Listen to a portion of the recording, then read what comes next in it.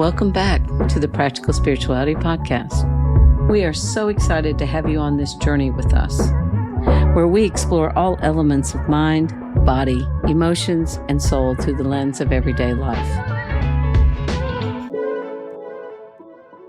Hello, Kim.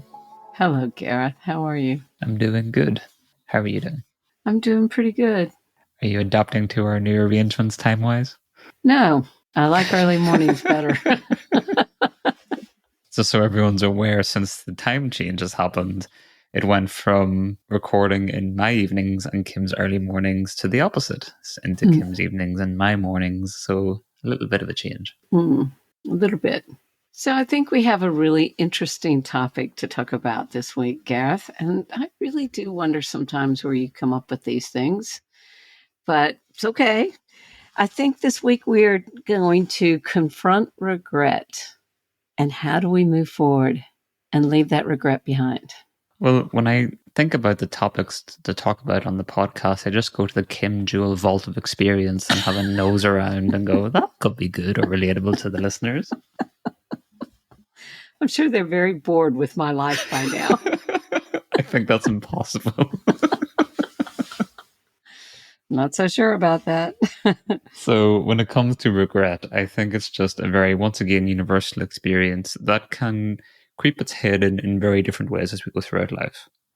And I don't think we really all understand what is the foundations of regret and what's to learn from it when it's triggered as we go through life. So when we talk about regret, I think one of the things that we want to clarify is that the actual meaning of it is that sense of sadness or repentance or disappointment over something that has happened or something that hasn't happened or something we've done or we haven't done. So I think one of the most important thing that stands out to me about regret and how we get stuck in the regret is we consider it that we've missed a chance or we are the cause of something that's happened or something that hasn't happened, like a broken relationship or an unachieved dream. And I can tell you this, as much as I hate to admit it, it comes up quite a bit with me because I think if I hadn't been like this, then I could have done this. Or if I had gotten a little bit more awareness earlier, I could have been achieving so much more. Yep. And as doing the work with you and doing my own personal growth, one of the things that it's come to, you've explained to me many times, which I didn't want to believe, that I had no choice in that matter because it came down to the sacred contract. And, you know, what comes to the forefront of my mind is a past relationship. Yeah. And I wanted that relationship to work so bad, but at the time I wasn't capable.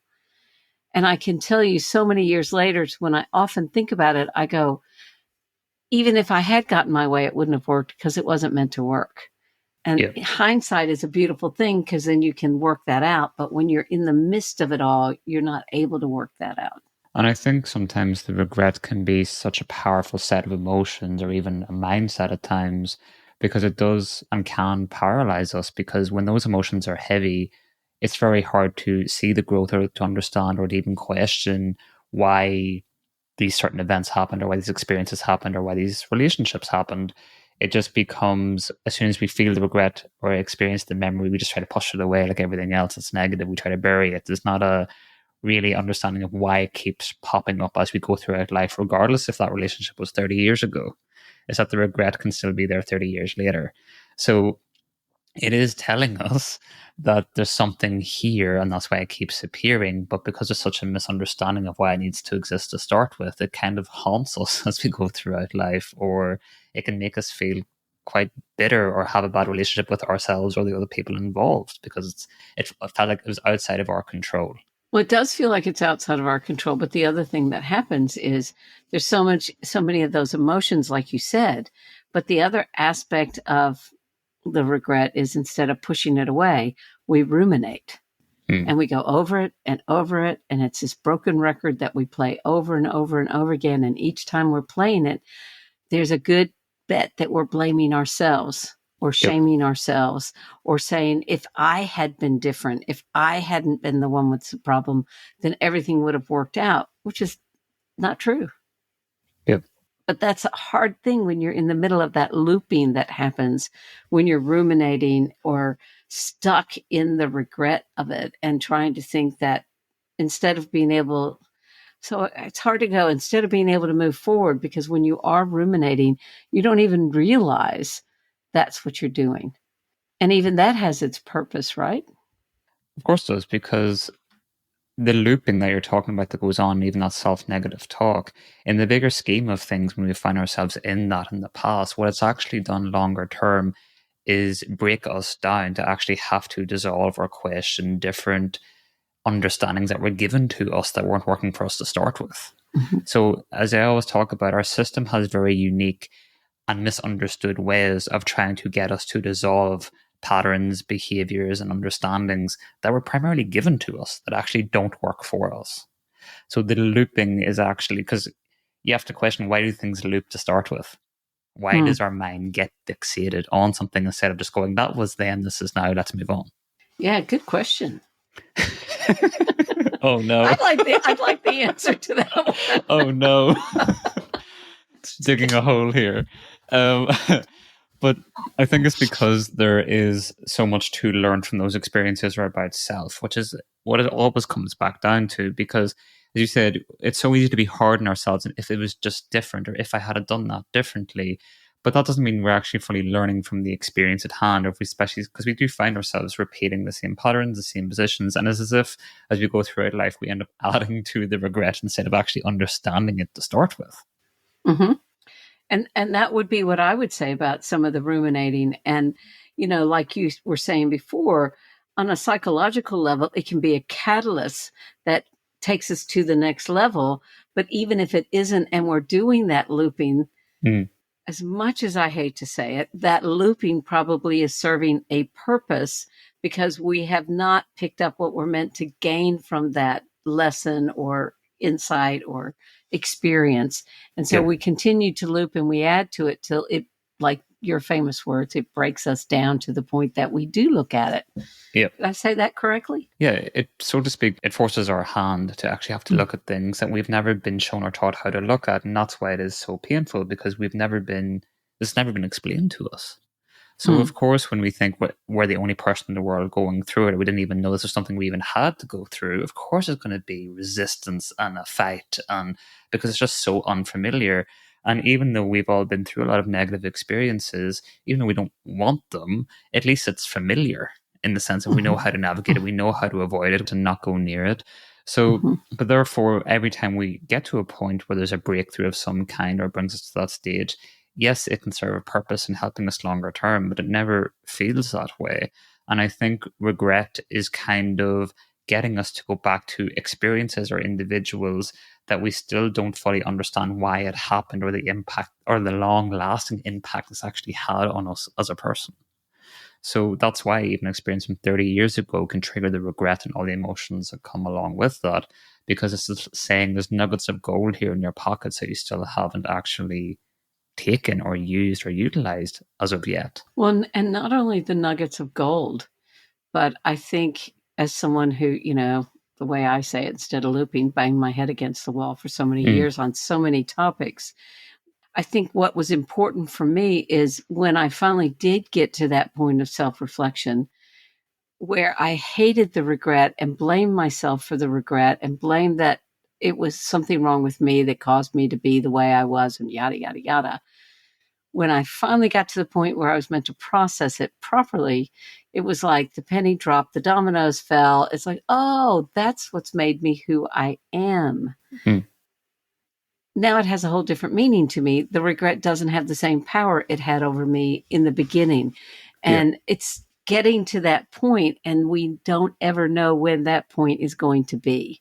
And I can speak from firsthand experience on that, because if I could have moved through some of that regret sooner, I'm sure as hell I would have found a way. But I wasn't meant to yeah, until I got to that stage. And I think that's the part that is hard because, as you said, we're not taught to reflect. And then even when we do reflect, sometimes we're reflecting on the wrong part of it. yeah. Because even if it's regret because we cheated in a relationship, if it's regret because we said something in an argument we think we didn't mean and we didn't mean to say it, is Mm-hmm. that I think regret lives on when we don't know how to take responsibility for our part in what actually happened because we don't understand why it happened. Mm-hmm. Mm-hmm. So therefore it's better to avoid. But if our subconscious has a question mark, or our conscious mind as well has a question mark about why did that happen, and we never explored why it happened, then you can understand why it keeps popping it up as in, what about this? What about this? We still don't know Mm-hmm. about this. And it keeps adding to it until it gets to a point where we don't have any other choices we talked about earlier of having to explore it in life. And it really does transform your relationship with regret as something that appears when it's a vessel or a way in which we can explore ourselves. But that opens up that entire door of building a better relationship with our mind, building a better relationship with our emotions, understand why it keeps appearing in this way. So I do think it can be a very positive outcome in the bigger scheme of stuff.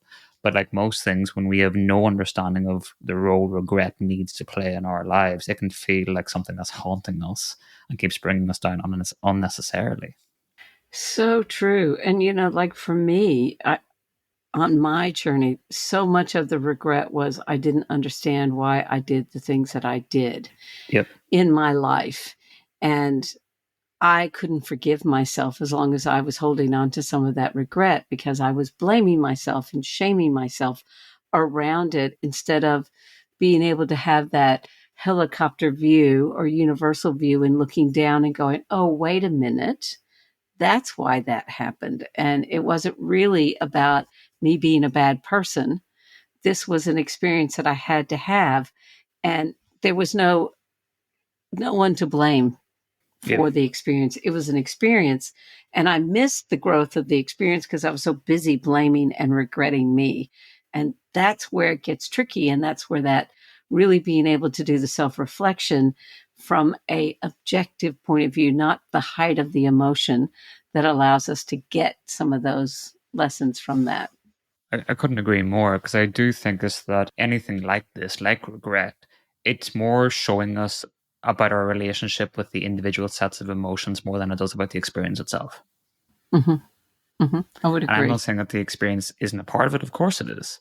But I'm saying is that the whole thing is that when we went through that certain experience with those particular set of individuals, that just tells our systems that we didn't know how to process any of it. Yes. And it didn't happen with our permission. It happens outside of our control. We didn't know how to control it. We didn't know how to process it. So therefore, it's stored away and it's represented exactly as that. And that's where the fear of and the shame and the sadness and because it's like I don't know what to do with all of this information. Absolutely. And so what makes it hard is we think when we're in that looping or we're in the regret stage and we're not having the ability to look at it, that we could have changed the outcome if we had done it better, if we were a different person, if we had said something different, we could have changed the outcome. And the truth is, no. As you would so lovely say to me, wrong again, Kim. I don't think I've ever been as mean as that. I don't think you have either, but it's important to get that because that's, I often say so much of my early recovery and growth was and the lack of acceptance came because Mm, I really believed if I had been different, the outcomes would have been different. yep. And now, having been able to do the growth and really be able to look at things in a different way because I've developed that relationship with myself, I've learned how to be kind, I've stopped blaming, and I've started processing the emotions. And I can go, oh, it happened exactly the way it was meant to happen. Yeah. Because a lot of these experiences or understandings of these experiences is that they're not wrong. It's just that it's always been very misunderstood. And I think as long as we believe that these were wrong, is that it was always very much easier for people to manipulate or to control us. So what I mean by that is that a certain experience that's sinful, then we feel bad, we feel shame, we feel as how religions and different things always control so many people because as long as we felt that about ourselves or that experience, which to be honest was just a human experience we went through, but it's our Mhm. perception of it is what actually keeps us trapped. The Mhm. experience is the experience. But if we haven't been guided or shown to understand, as you're saying, the different perspectives or understand the emotions to free ourselves from the guilt and shame and the control of it, then you can understand how that can be a devastating loop in a lifetime to be stuck in, so to speak. So we can only work with the information that we've been given, and we don't always have control over the experiences that end up happening to us. So you can see how that's quite a conundrum. It's a very big conundrum, and I experience it many times in my lifetime and experience it with my clients all the time. And so much so that one of the ways that I help people understand it is some of these decisions that we make about the regrets that we have are made from a very emotionally immature self that didn't have any clue about life and what we were living. And so we're operating on a system that really is so outdated, it doesn't work anyway. And so we have to update the system to be able to understand what the lessons and the growth were. And yeah, I think it's very interesting because most people don't even think about that. They don't realize if they have a regret or a blame that they're blaming themselves for, that it might be based on their 15-year-old self or their 10-year-old self, or decisions they made about themselves at a very young age that are no longer accurate at all. Yep. And I think that's what's interesting, though, when you share a traumatic experience that happened to you to someone else, and they might say something to you, oh, if that had have happened to me, I never would have been able to get through that. As if it's a compliment, as if it was a choice. Right. It's like, right? I don't know if that's a backhanded compliment, but I'm saying I didn't have a choice but to try to get through it. Yeah. It's that there's certain experiences that just happen in this life that we are forced to have to deal with in our own ways with the map of the worlds that we've been given.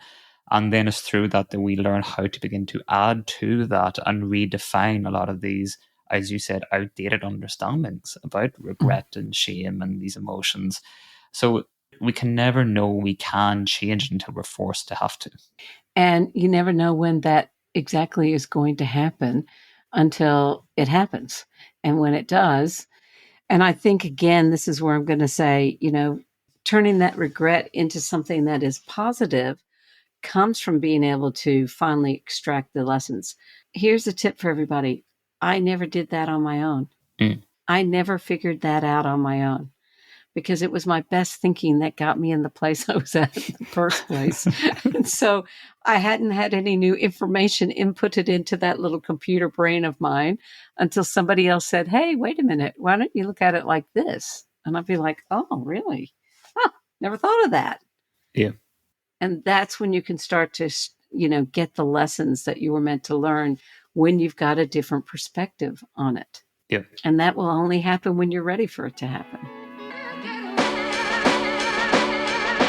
Let's take a step back from this week's episode and share with everyone what we've been up to behind the scenes. We're really excited to be able to finally offer the Gareth Michael community to each of you. The community offers a range of benefits, including access to our live events, weekly podcast episodes, articles, self-checking questions, as well as a community of individuals you can connect with and interact with along the way. It's designed to offer you support, guidance, and a safe space on a day-to-day basis. We'd love to have you join our global community of like-minded individuals. That website address again is www.garethmichael.com. Now, let's get back to that episode, shall we? I think when it comes to regret, it's about looking at the experience, and it's not about blaming other people, blaming ourselves, shaming other people. It's about taking responsibility for our role in it. Because you said, we can't change the past. We can't do it differently. We can learn from the experience, but we have to take responsibility for our role in that experience. And now, of course, hindsight's an amazing thing that we talk about often, but we can't delete the experience. We can't say it didn't happen or that it should have been done differently. That's all fictional. Taking the regret and becoming responsible for now understanding what we're trying to extract from the experience, as you mentioned, in hopes that moving forward that we'll apply that. But even then, that's hopeful thinking, because that's not always a choice either, as we both know, depending on the circumstance that we find ourselves in, like previously. So we can always hope that we're able to take our life experience, but it's like we can go to rehab 10 times in hopes that we don't relapse again. But we both know it's not always that simple when it comes to the realities of engaging with life.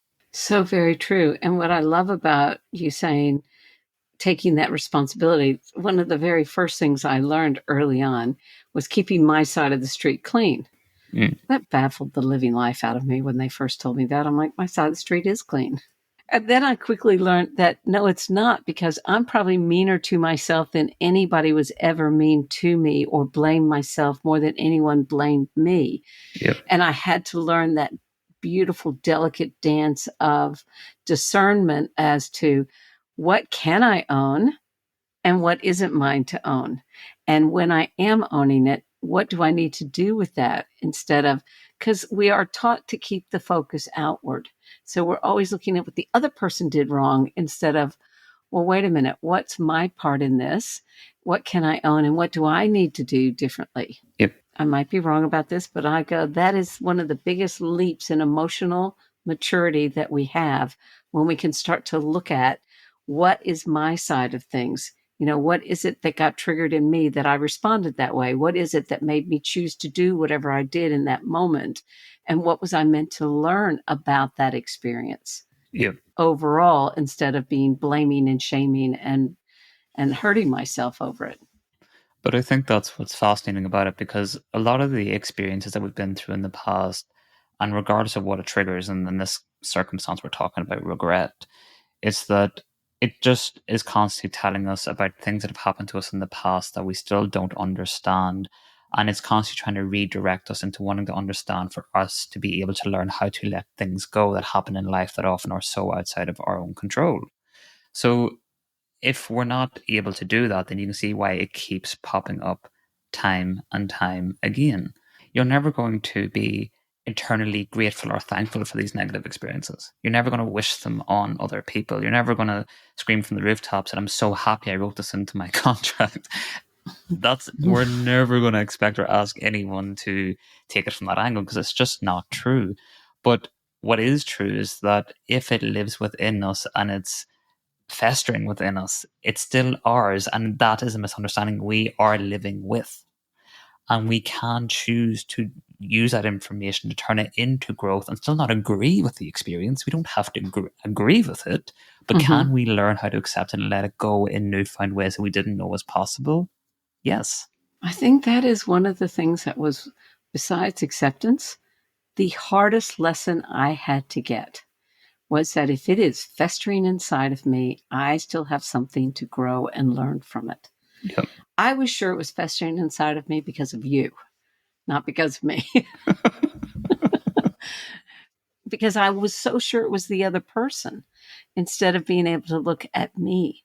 And that, I don't know if other people find that hard sometimes, but I find it very hard. I found it very hard in the beginning to be able to do that. Yep.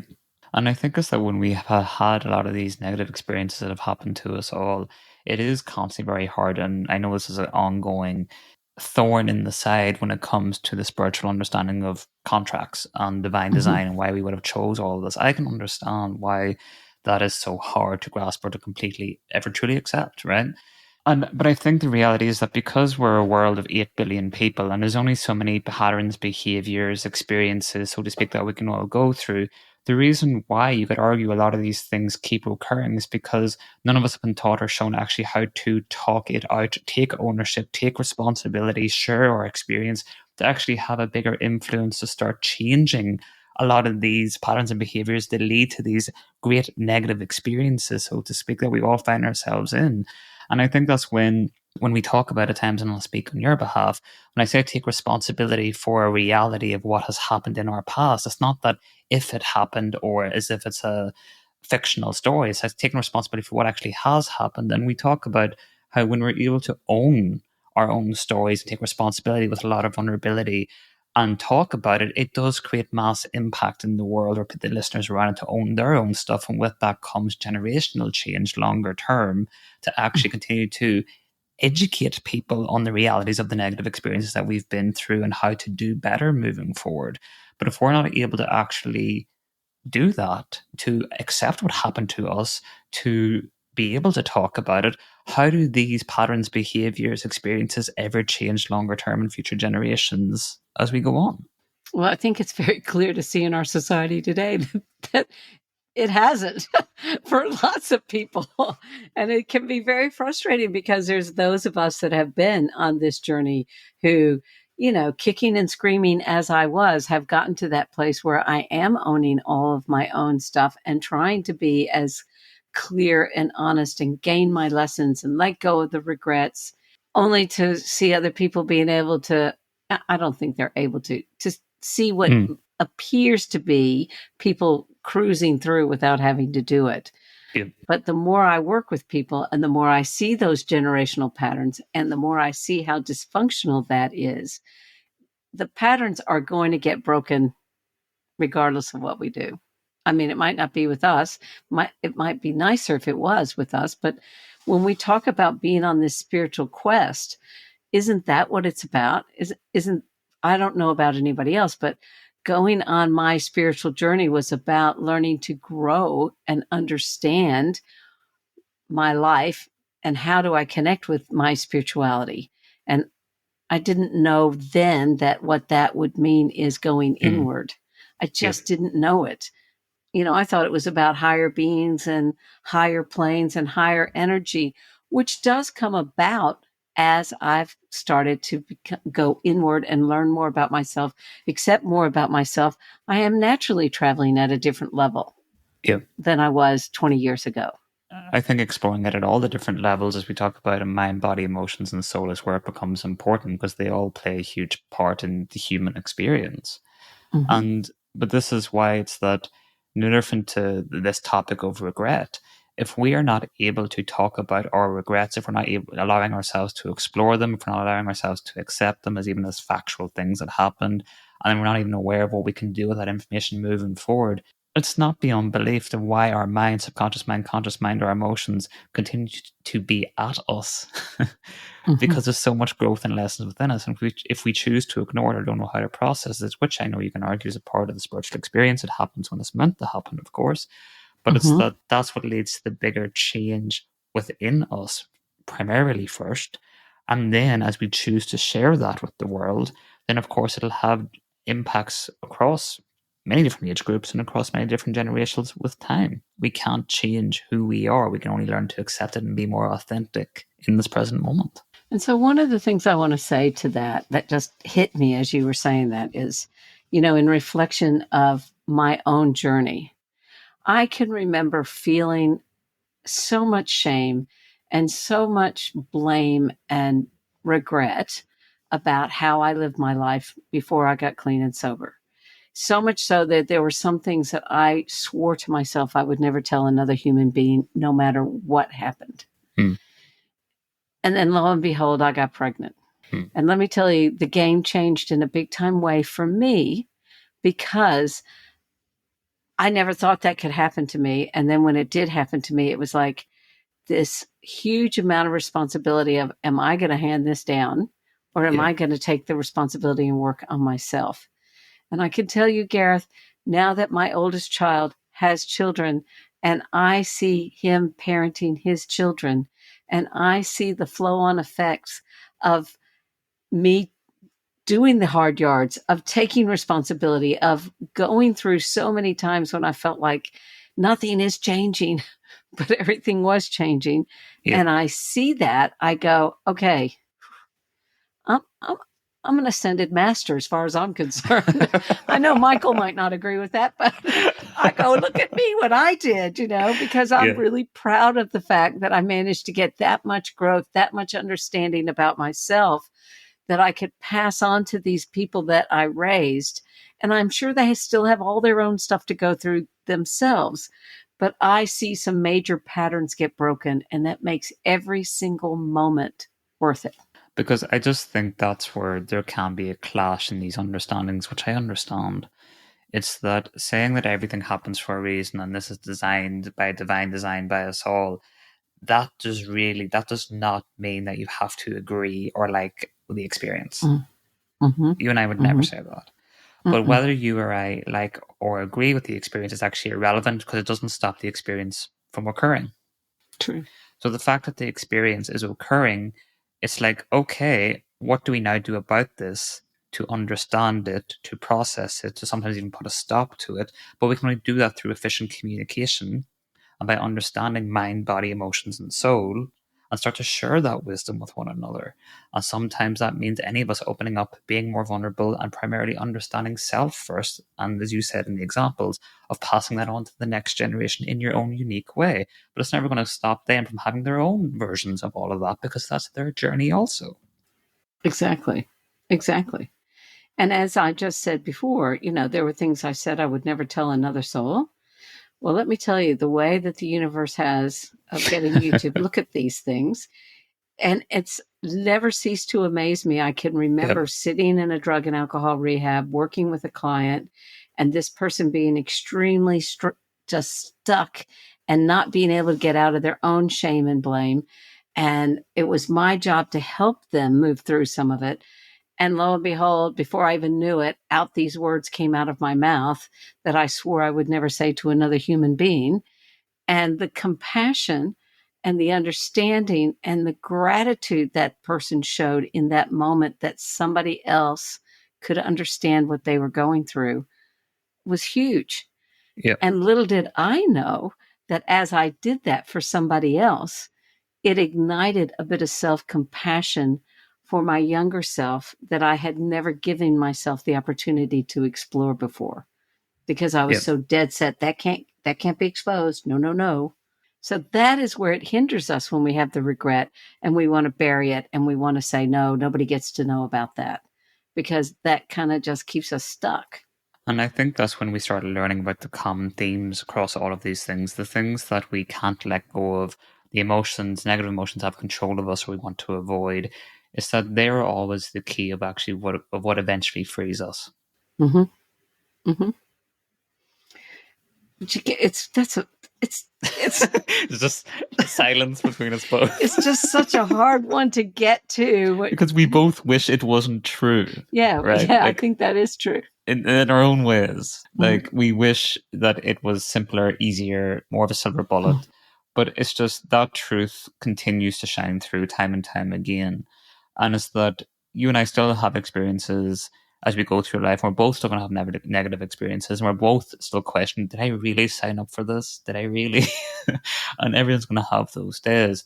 But when we remind ourselves of the different understandings we've gained from our past negative experiences, their growth has come from it, it does allow you to want to lean into the present day ones further, because you actually know there's no other route. Yeah. And that can be confronting in itself at times as well. You can do it on your own timeline, but you're never going to kid yourself as if there's any other route but to go into it. That's very true. And I think that level of acceptance that there is no other way, then it becomes a whole lot easier to go, this is like my dad used to say, we could do this the hard way or we could do this the easy way. Just lean in and accept. And that, I can say that today, but 5 years ago, Kim's always done it her way.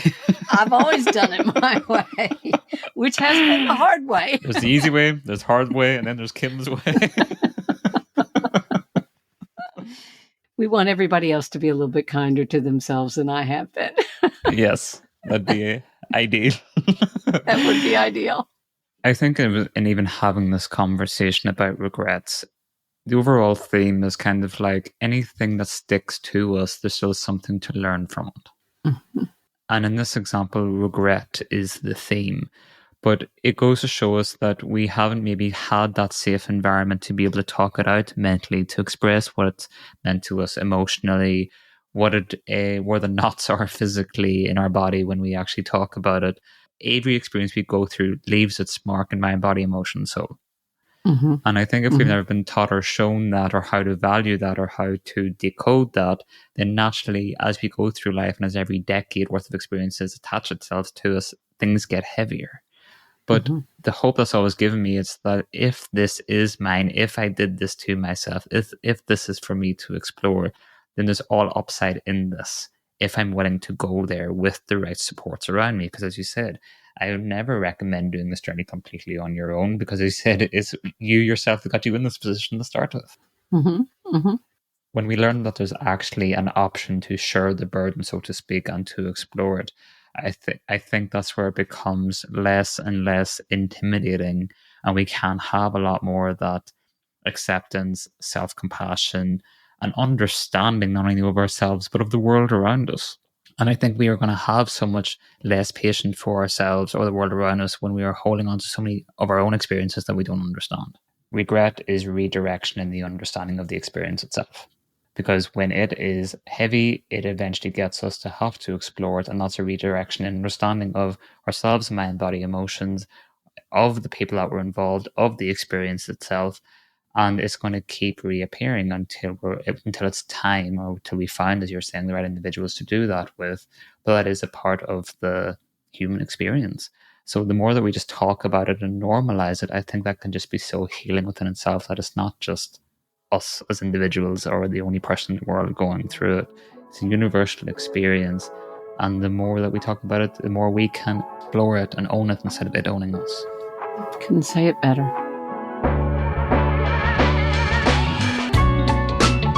Thanks so much for listening.